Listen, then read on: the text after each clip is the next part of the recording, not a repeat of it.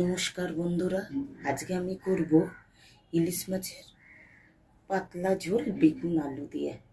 আমি কিভাবে করছি সেটা আপনারা একটু দেখুন। প্রথমে আমি তেল দিলাম, এবার আমি এক এক করে ইলিশ মাছগুলোকে ভেজে নেব। হালকা করে ভাজবো।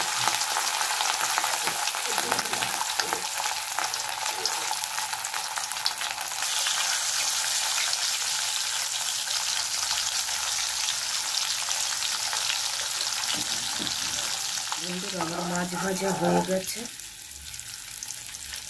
আমি বেশি ভাজিনি, হালকা হালকা করে ভেজেছি মাছটা।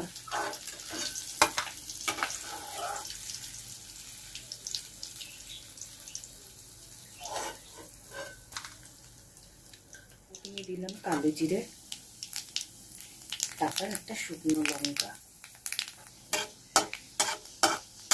ফোড়নটা একটু ভেজে নেব।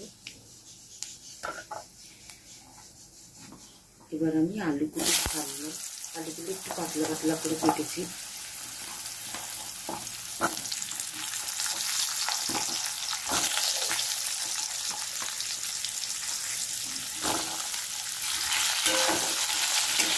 আলুটা ভেজে নেব।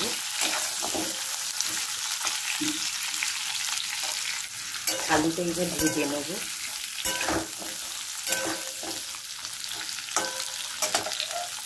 আমার আলু ভাজা হয়ে গেছে হালকা করে। এবার আমি নুন দেবো।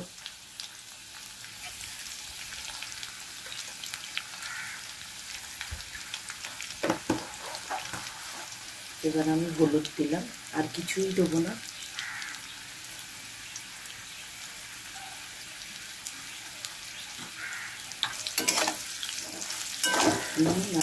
একটু নেড়ে আমি কাছে গরম জল বসিয়ে এটা ঢেলে দেবো। গরম জলটা আমি ঢেলে দিলাম।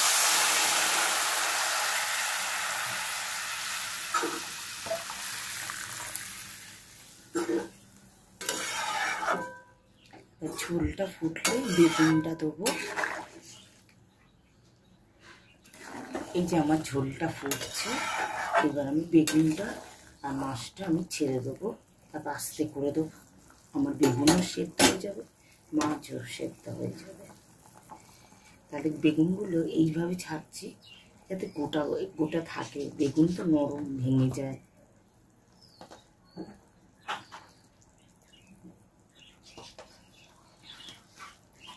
কাঁচা লঙ্কাগুলো ছাড়বো।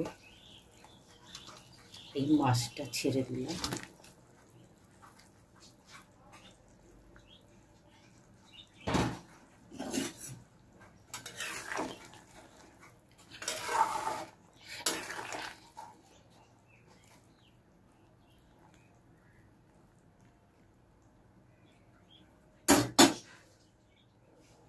এই আমি ঢেকে দিলাম।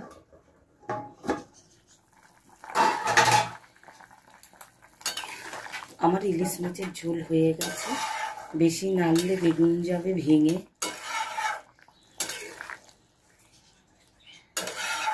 এবার আমি পরিবেশন করে দেখাচ্ছি। বন্ধুরা, আমার ইলিশ মাছের ঝোল হয়ে গেছে। আমি একদম সাদা মাটা, যেমন বেগুন আলু দিয়ে, কোনো মশলা নেই, শুধু হলুদ আর নুন দিয়ে আমি ইলিশ মাছের ঝোল করেছি, বেগুনের পাতলা ঝোল।